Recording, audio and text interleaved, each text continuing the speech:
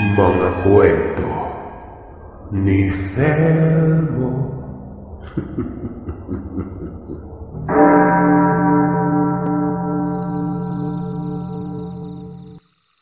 Wow, lakas ng tama mo ah. Sigurado ka ba? Hindi ka naaasiwa. Hoy Simon, anong tinititig mo dyan ha? Gusto mong sumakit yung katawan mo tapos bukas idudumi mo yung mga ngipin mo. Subukan mong magsalita at lalapit ka talaga sa manghihilot pagkatapos. Walang hiyang yan. Isa ka pa, Marlon. Ikaw din, Jack ha? Sus, bakit? Di ba nga may gagawin naman kayong dalawa ngayon? Rinig namin, uy. Di ba, Boss Marlon? Tumahimik ka nga dyan, Simon. Madadamay ako sa'yo eh. Kitang ang laking tao niya ni Rick. Kapag sinakal ka ba niyan, mabubuhay ka. Dahan-dahang humihina ang paglalakad ni Jinky. Hawak niya ako kaya nagdahan-dahan na rin ang lakad ko. Palayo naman ng palayo ang tatlo. Siyempre itong diskarte ng babae gets ko na. Hanggang sa tuluyan ng makalayo ng husto. At dito ay inaya niya akong kumain. Kumain muna bago matulog sa boarding house niya. Yari na to kako. Mukhang mapapasabak na ata ako nito. Sumasagi man sa isip ko ang nangyari sa akin noon sa aswang pero nailalayo ito ng tama ng alak. Kumain kami. Noodles na may itlog. Pinakain pa niya ako ng balot at pinainom ng Parmaton. Para bang isang matinding sagupaan ito. Nawala ang pagkalasing ko. Parmaton ba naman eh. Umuwi kami noon. Lampas 1:00 ng madaling araw. Tandang-tanda ko ang lahat. Pagkapasok ko sa silid ay siya noon ay nasa labas pa. Hindi ko naman alam kung anong ginagawa niya. Basta't kinakabahan ako sa mga sandaling ito. Halong agam-agam at pananabik. Baka kasi nagpapanggap lamang itong si Jinky at ito yung kamuntikang pumatay sa akin. Hanggang sa bigla na lang namatay ang ilaw. Hindi ko man lang namalayan na pumasok si Jinky. Tapos nagsara ng pinto. Sobrang dilim na doon sa loob. Umatras ako noon kasi nga naaalala ko yung nangyari sa akin. Sabi ko'y wag naman sana. Kung may mangyayari man ngayon, sana iba. Hindi yung ganoong klase ng lapaan. Nagsalita si Jinky. Sabi niya, matulog na daw ako. Sa kabilang higaan lang daw siya. Napabuntong hininga ako noon. Kala ko kung ano na eh. Yung boses niya ay nasa kabilang parte ng gagaling. Muli na naman siyang nagsalita. Kung may balak daw ako, tumabilang ako sa kanya.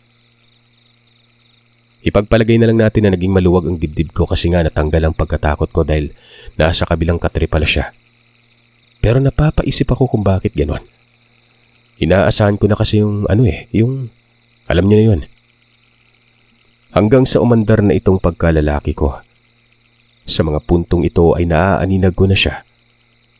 Kanina hindi kasi nga dahil yun sa pagkabigla ng pagkamatay ng ilaw eh. Hinubad ko ang pantalon ko. Sa mga puntong ito ay nakabrief na lamang ako. Pero may damit ako pang itaas. Lumapit ako at tumabi. Aba, yumakap sa akin. Siyempre abot langit ang kakaibang kilabot na dumagok sa katawan ko. Naaamoy ko ang samyo niya. Tapos nakadikit yung katawan niya. Mainit gawa ng naka-spaghetti ngayon.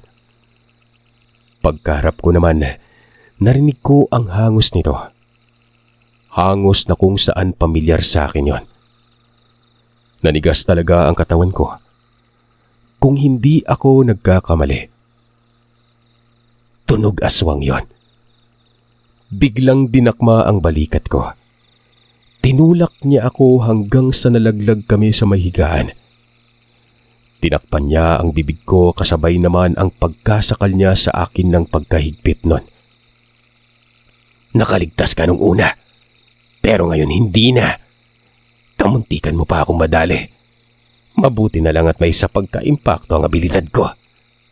Nalanlang ang mga mata mo. Nalala mo yung pusa? May kasama kang pusa nung nawala ako. Ako yon. Nagkakandara pa ako sa kagagapang makalayo lang sa liwanag. Sarap pa ikutin ng isang lalaki na nagmamaang-maangan. Yung tipong alam na ang nangyayari pero pilit isinasantabi. Ito ang kainaan niyo, mga lalaki, Rick. Sambit ng boses na yon. Walang hiyang yan. Siya pala yung pusa. At siya lang din ang aswang. Naiisip ko noon na nagpanggap lang itong umuwi para lumabas na wala siyang kinalaman. Pero ang totoo ay nasa loob lang siya noon ng silid niya. Sinuntok ko sa tagiliran nang makawala ang kamay ko sa pagkakadaga ng tuhod niya. Pero hindi ito nasaktan. Inilapit nito ang mukha sa akin. Dama ko yon dahil tumabon ang buhok nito. Hindi talaga ako makasigaw. Malaki ang kamay niya na nakatabon sa bibig ko. Hanggang sa naalala ko muli ang lighter. Kinuha ko sa bulsa pero kinagat niya naman ang balikat ko noon. Napaungol na lamang ako noon sa sakit habang lumuluwa ang mga mata. Napakadiin ng pagkagat niya. As in parang ngat-ngat na yun eh. Dahil matapos noon ay tila na baklas ang laman ko. Kinagat niyang muli ako. Pero dito sa leeg. Nasalag ko ng kamay. Sa siko ko tumama ang mga ngipin niya. Bumuelo ako noon ng gulong hanggang sa nakawala ako. Dito na ako sumigaw pero muli niya akong sinunggaban. Napasandal ako sa bandang pintuan na kung saan naroroon ang switch. Binuksan ko ang ilaw. Dito ko nakita ang napakapangit niyang mukha ng mas malinaw. Ang mga pangil niya'y mahaba. Yung buhok ay buwagag na parang alambre. Nang uugat ang balikat niya, may isa pagkaitim. Hinila niya ako patungo sa sulok. Sobrang lakas niya. Suntok ako ng suntok. Hanggang sa nakawalang muli ako noon. Dito na ako, mabilis na tumakbo at pagkabukas ko ng pinto ay nagsisisigaw ako noon. Nabulabog ang mga tao. Sabi ko, si Jinky ang aswang. Tulungan nila ako. Nasa loob si Jinky at nasaan yung halimaw. Nagkagulo doon. Bumaba ang nasa second floor. Hiyang-hiya pa ako noon kasi nga nakabrief lang ako. Pagkasipat nila doon sa may silid, wala naman umanong tao. Wala si Jinky. Sabi ko'y nagpapanggap lang na pusa. Hanapin nila at naririyan lang sa loob. May pusa doon pero mabilis na namang nakalabas. Nung una, napagtawanan ako. Pero nang makita nila ang dugo ang balikat ko at siko, gulat sila. Hinanap nila si Jinky. Ako ay dinala sa malapit na ospital. Tinahi ang sugat ko sa balikat at natanong pa ng doktor sa kung anong nangyari. Pero hindi ko naman masabi na inaaswang ako. Maging yung kasama kong nagatid hindi nasabi. Malamang doktor Kung kaya naman sinabi na lamang na disgrasya ako sa motor. Kinabukasan ng umaga ay umuwi ako ng boarding house. Si Simon maging ang mga kasama kong sina Marlon at Jack. Hindi muna umuwi sa kanilang lugar. Inantay nila ako. Bumungad kaagad sa akin ang mga katanungan. Hindi ko naman na masagot pa kasi nga pagod na pagod ako noon. Sinabi ko lang na aswang si Jinky. Yun ang namimiktima. At kagabi ay kamuntika na akong badali. Alam namin yun dahil nga nagtanong naman kami dun Ang tinatanong ko, kamusta at paano ka nakaligtas? Wika ni Simon. Nung makawala ako, mabilis akong lumabas, yun lang. Pero nawala si Jinky. Nag-anyong pusa na naman. Pusa? Naging pusa? Paulit-ulit? Di ba sinabi ko naman na pusa? Bingi ka ba? Simon, uwi na tayo. Gusto kong umuwi sa atin. Naganda kaagad si Simon. Itong sila Marlon naman ay imbis na umuwi sa kanila ay sumama pa sa amin. Hindi ko alam pero yun lang ang sabi nila na gusto nila akong samahan nun. Nang makarating sa bahay namin sa Santander, nagulat ang mga magulang ko. Sabi pa ng tatay ko na itago natin sa mga lang tatay si Loy. Ba't daw ako umuwi tapos may kasama pa umano? Si Simon na ang nagkwento sa kanila. Detalyado at maging yung inuman ay inamin na rin. Napagalitan talaga ako nun. May bisyo ka pala tapos manyakol ka pa. Ayan ang napala mo. Ngayon problema to kasi sa pagkakaalam ko ha. Yung aswang, hindi yan matatahimik hanggat hindi napapatay yung tao na nakakaalam sa kung sino siya. Ay naku si Loy, ganyan ka din naman dati. Di ba umiinom ka nung estudyante pa? Tsaka wag mo nang dagdagan ng takot ng anak mo. Magpatulong na lang tayo sa albularyo. Pero anak, manyak ka talaga eh. Mana ka sa tatay mo. O ano na, di yari na. Kala ko kakampi si nanay eh. Ang ganda ng panimula pero magtatapos din pala ito sa sermon. Dagdag pa nito ay papaano na umano ang pag-aaral ko. Ayon naman kay tatay, ililipat daw ako noon ng Dumaguete. Malapit naman na matapos ang second sem. Bali, second year college na ako at magta-third year na sa susunod. Si Simon ang kumuha sa albularyo. Babaeng matanda at kilalang kilala sa lugar ito. Pero pangalanan na lamang nating Manang Oka. Sinuri niya ang sugat ko tapos sinabing ikakamatay ko daw ang sugat kahit pa na ipadoktor ito. Malala umano ang kagat ng isang aswang. Kailangan niya magamot yon. Naroroon sina Marlon at Jack. Nanonood ang mga ito habang ginagamot ako. Panay tanong pa nga yung mga ito kung madadamay ba sila eh. Sabi ng albularyo ay malaki ang posibilidad dahil nga magkakasama naman daw kami noon. Kaya't ingat-ingat din dahil mahirap sabihin ng imposible kapag aswang na ang usapan. Magagawa nito ng paraan ng kahit anong mahirap na subok. Itong dalawa ay taga-Argao. Ayaw na nilang umuwi sa kanila. Tapos hindi na muna sila babalik sa eskwela. Pati sila nadamay. Pero hindi ko masisisi ang sarili ko dahil sila naman ang sumunod sa akin at nakitipon dun sa boarding house. May kaliitan ng bahay namin. Palapag na isa lang tapos kwadrado na may maliit na beranda. Hindi ito liblib katulad ng iba, pero nasa bukid banda. May mga malalawak na espasyo na mabato at may pangilan-ngilang mga puno. Kasama na dyan yung mga kapitbahay. Maraming ginawa ang albularyo. Hindi ko na ipapaliwanag dito ng detalyado. Basta pagpapausok yon. At kung ano-anong ritual. Nilawayan pa ako sa noo na akala mo na usog. Kahit na nakagat naman. Nagpapasalamat lamang ako noon gawa ng ikinubli ng mga magulang ko sa mga kapitbahay ang nangyayari sa akin. Si Simon nasabihan din ng mga magulang ko. Maging si Simon na hindi bumalik sa eskwela. Alam na ito ng mga magulang niya. Nakausap na rin nilang tatay. Babalik na lang daw sa Miyerkules yun. Tapos sasamahan kami ni tatay nun. May pinasuot sa akin ng albularyo. Kwintas na itim na rosaryo ito na may nakalambiting bariyang tanso. Ang sabi noon ni Manang Oka, kung sakaling sunggaban daw ako ng aswang, ipasuot ko umano sa aswang ang kwintas o hindi naman kay idampilang sa kahit saang parte. Mapapaso ito, pero hindi mamamatay. Wala umanong pangontra sa aswang. Ni bawang at asin ay iniindalang ng mga ito. Maliban na lang sa mga dasal na orasyon at ilang mga pamaba. Masakit sa balat at nabibingi dito ang aswang. Yan ay kung hindi bihas ang aswang. May mga aswang din kasing may alam sa orasyon. Sa kabila ng lahat, wala na daw ang kagaw mula sa kagat. Hindi na nalalagay sa alanganin ng buhay ko. Ayun, bumalik na kami ng Miyerkules. Kasama ko si Simon.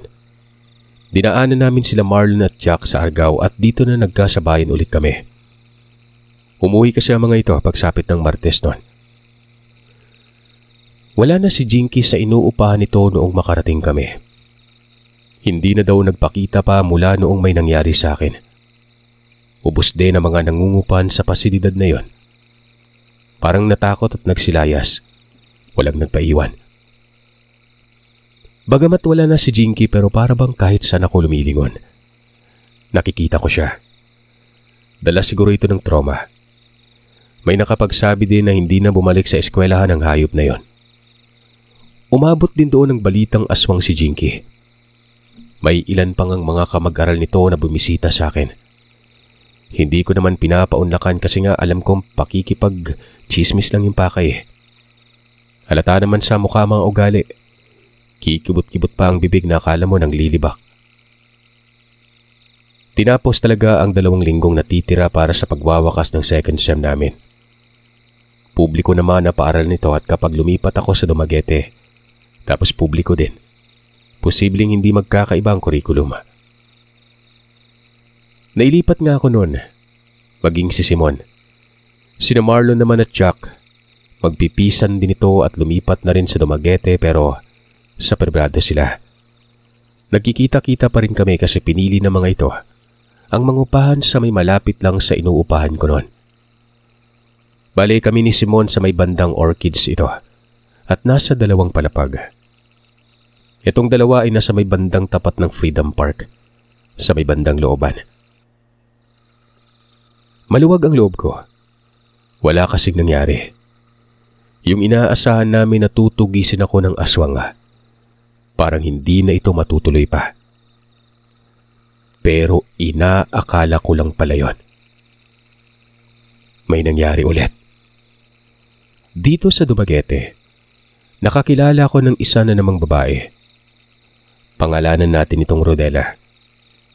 Nakakasabayan ko ito palagi gawa ng magkakaparehas kami ng schedule. Itong inuupahan niya ay nasa kabilang gate lang.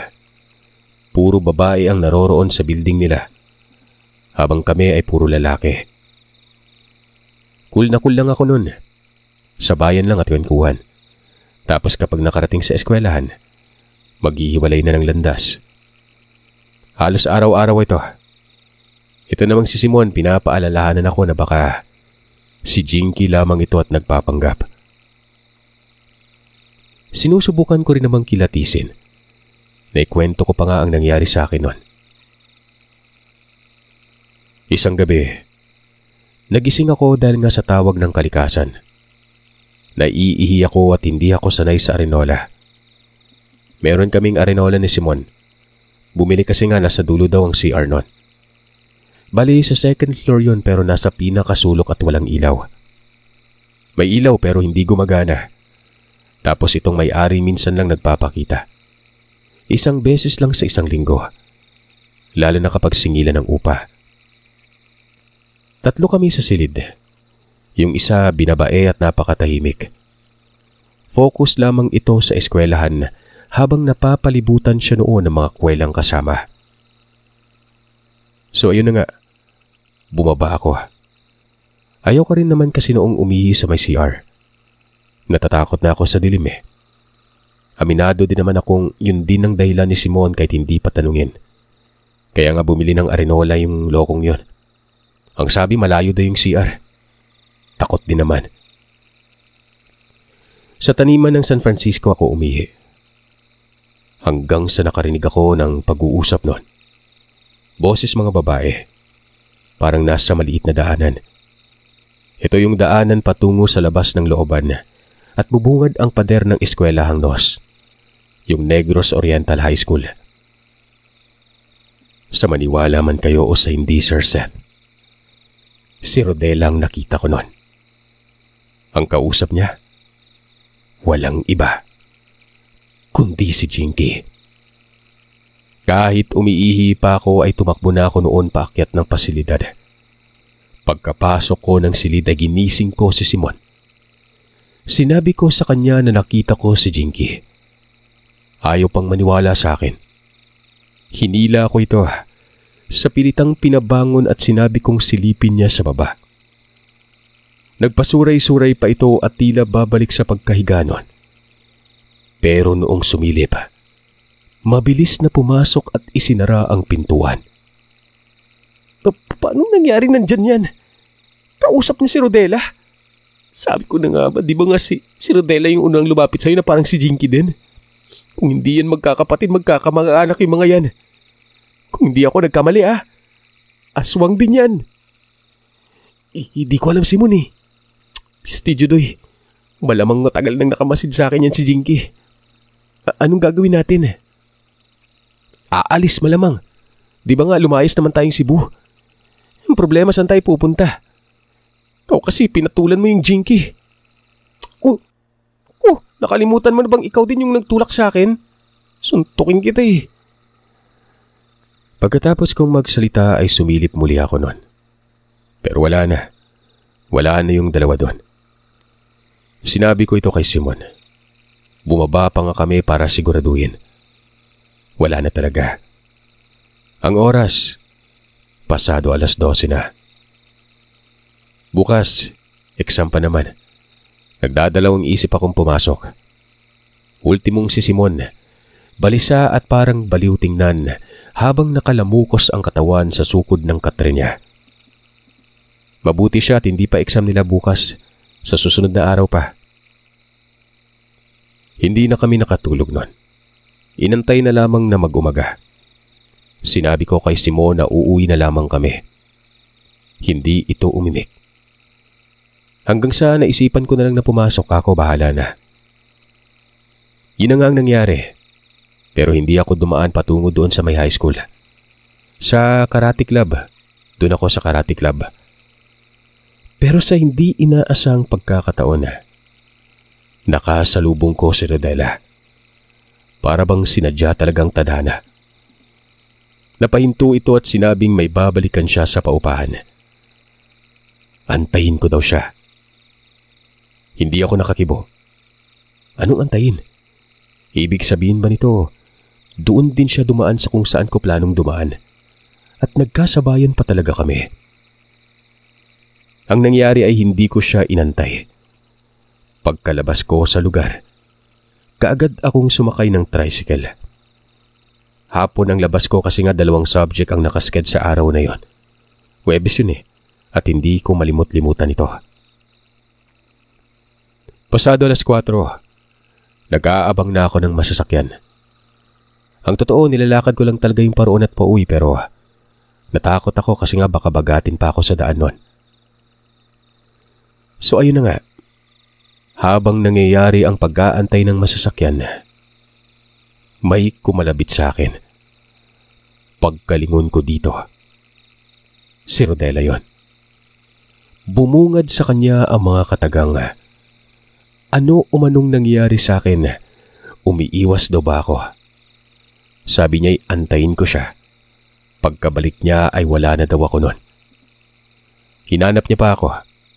Nalit daw tuloy siya. Rodela, kaano-ano mo si Jinky? Kaanak mo ba siya?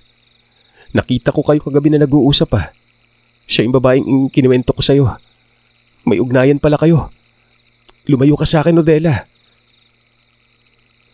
Ang sabi nito ay ano daw ba ang pinagsasasabi ko? Wala daw siya sa bahay at papanong may kausap nun. Huwag ka na magdahilan. Parang alam mo nga kung saan ako dadaan eh. Parang alam mong lahat ng kinikilos ko. Sa kabila ako dumaan para hindi kita makasabayan pero anong nangyari? Nakasalubong pa kita. Nakita kita. Si Simon, nakita ka rin nakausap si Jinky. Sinabi ni Rodela na nahihibang na daw ba ako. Galing daw siya sa ospital noon.